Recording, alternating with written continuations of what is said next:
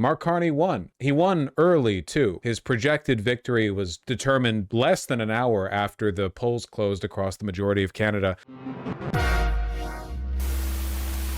It seems like he's going to have a minority government, meaning that he is prime minister, but in order to get shit passed through the parliament, he's going to need to work with Bloc Québécois and the NDP. Thankfully, it looks like both Bloc Québécois and the NDP are willing to work with Mark Carney.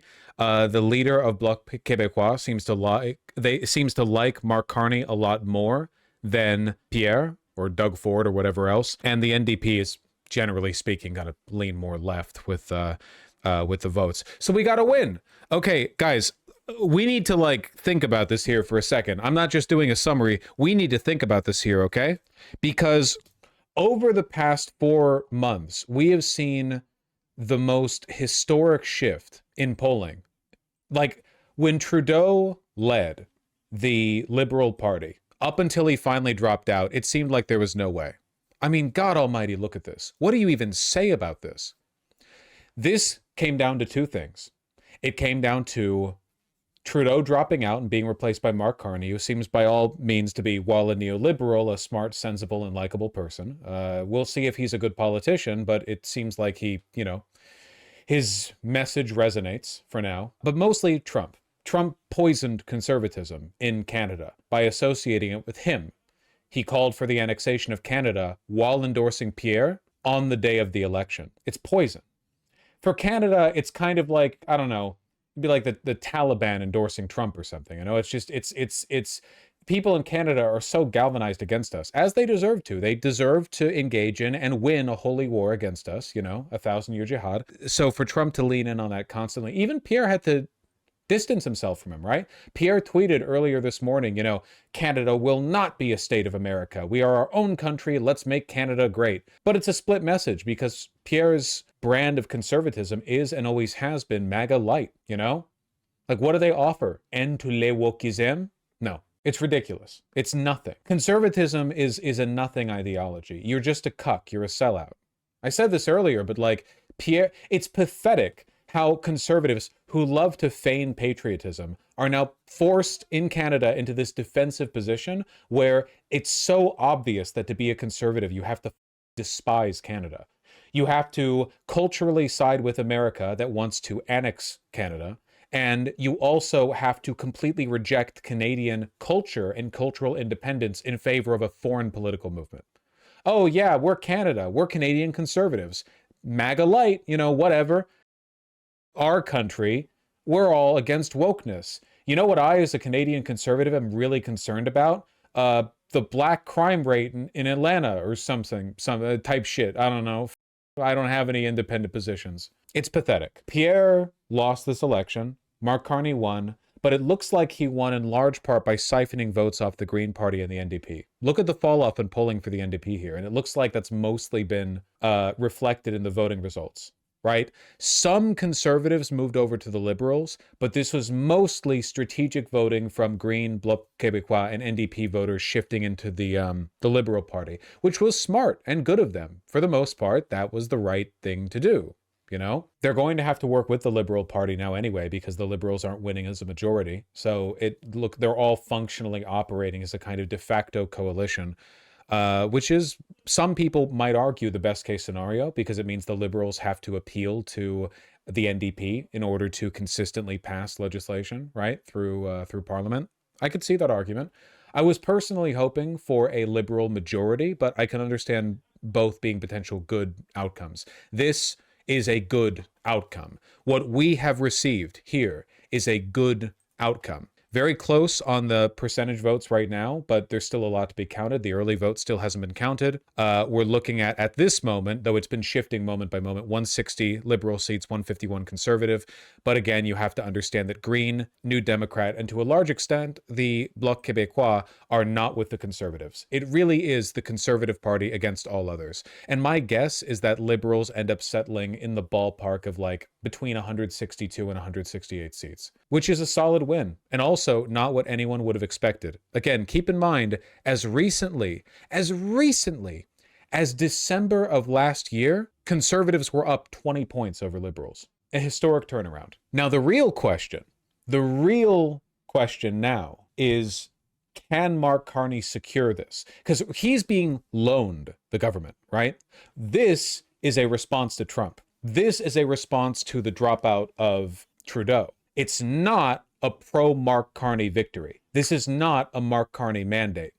This is a response to the conservatives. Mark Carney's a liberal, and I've said some nasty things about them in the past.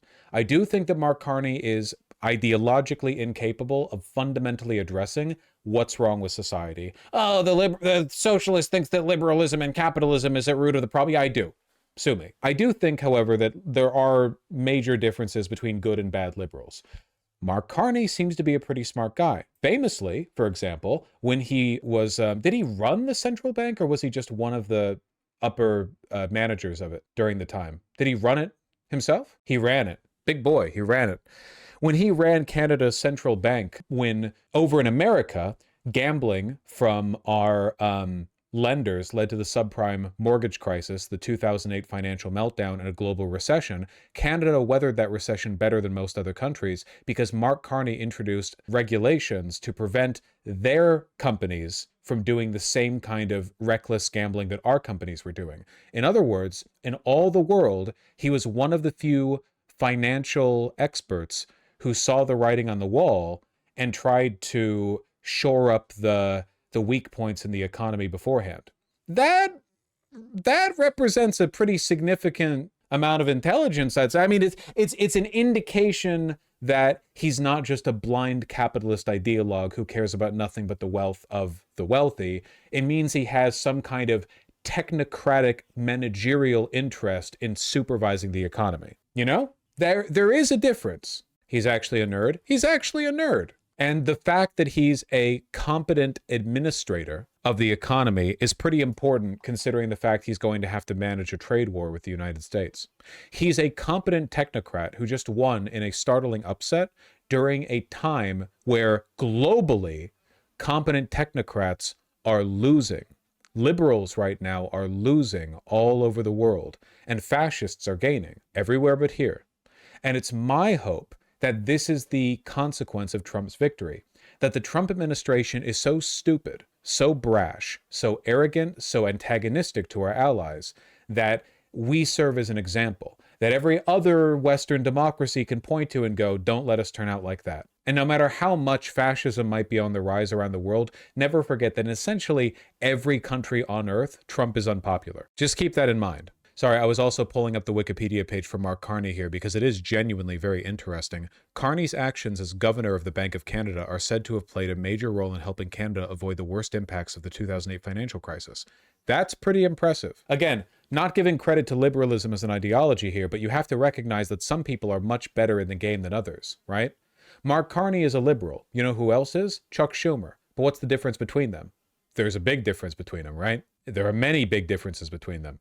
It's possible to be a neoliberal in the sense that you have basically no beliefs, no ideology. You're an empty suit. You exist only to get reelected for 30 years in a row.